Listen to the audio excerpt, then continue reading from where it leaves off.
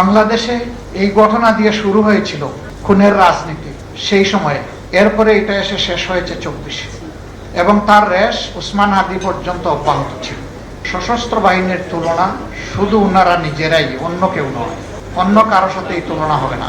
2009 সালে সরকার জানুয়ারি মাসের প্রথমার্ধে তারা দেশের দায়িত্ব গ্রহণ করে 1.5 মাসের মাথায় এই ভয়ানক হত্যাকাণ্ড সংঘটিত হয়।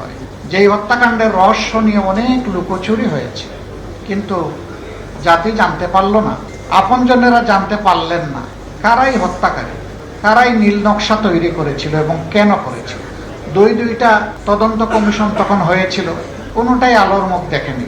একটি করেছিল তৎকালীন সরকার, যাদের হাতেই এই হত্যাকাণ্ড সংঘটিত হয়েছিল, আর একটা করেছিল আমাদের গর্বিত সেনাবাহিনী, কোনোটাই আসলে আলোর মুখ দেখেনি। ইন্টারিম গভর্নমেন্ট আরেকটি কমিশন করেছিল, আমরা যতদূর শুনেছি এই কমিশন তাদের রিপোর্ট সরকারের কাছে উপস্থাপন করেছে। আমরা জনগণ এখনো জানতে পারিনি সে রিপোর্টে কি আছে। জানি না পরিবার জানার সুযোগ পেয়েছে কিনা, আমার ধারণা না। বিকাশ পেমেন্টে 10,000 টাকার বেশি অফার, শপিং চলছে তো।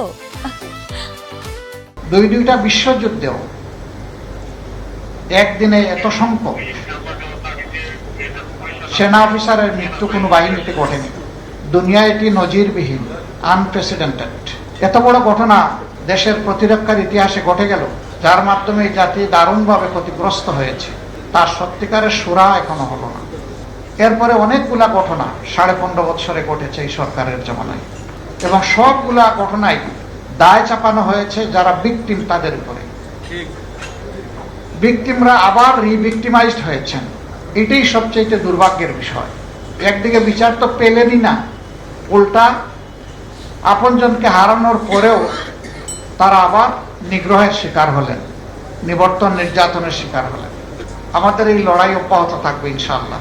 আল্লাহ রাব্বুল আলামিন এমন একটা দেশ, একটা জাতি আমাদেরকে দান করুন যেখানে আর প্রতিহিংসার রাজনীতি চলবে না, মিথ্যাচারিতা, ধোঁকাবাজি রাজনীতির নামে আর ব্যবসা হয়ে দাঁড়াবে না, যেখানে রাজনীতি ব্যবসার পণ্য হবে না, যেখানে জনগণ আর কারো দাসে, মানসিক দাসে পরিণত হবে না, যেখানে সত্যিকার অর্থে স্বাধীন বাংলাদেশের নাগরিকরা স্বাধীন নাগরিক হিসাবে মর্যাদার সাথে বসবাস করে পরিচয় দিবে, আমি বাংলাদেশ এবং এটি আমার বাংলাদেশ। এই দেশটাই আমরা চাচ্ছি। আল্লাহ তাআলা এমন একটি সুন্দর দেশ আমাদেরকে গড়ার জন্য তৌফিক দিন। আমাদের অঙ্গীকার স্পষ্ট, এই জাতির জন্য ন্যায়ের পক্ষে, অন্যায়ের বিরুদ্ধে আমাদের লড়াই অব্যাহত থাকবে। অন্যায় ও সত্যের পরাজয়